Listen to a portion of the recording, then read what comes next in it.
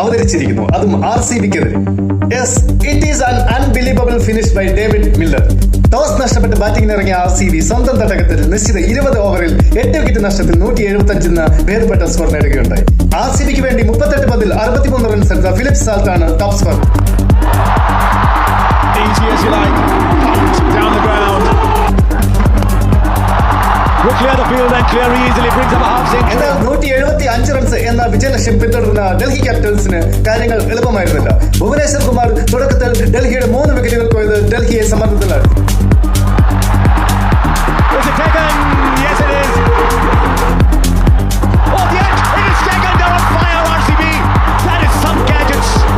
18 റൺസിന് 3 വിക്കറ്റ് നഷ്ടമായ ഡൽഹിയെ സ്റ്റബ്സും KL രാഹുലും കൂടി ചേർന്ന് മികച്ച ഒരു സ്കോറിലേക്ക് നയിക്കുകയുണ്ടായി. KL Rahul over the top. Oh, hello. That is some shot. My goodness. KL Rahul. KL Rahul 34 പന്തിൽ 57 റൺസ് എടുത്ത് പുറത്തായി. രാഹുൽ പുറത്തായതിനു ശേഷം ക്രീസിലെത്തിയ അക്ഷർ പട്ടേലും സ്റ്റബ്സിന് മികച്ച പിന്തുണ നൽകി. Nicely done. No. Great mates. അവസാന ഓവറിലേക്ക് നേടിയ മത്സരത്തിൽ ഡൽഹി ജയം എത്തിപ്പിടിക്കുകയായിരുന്നു.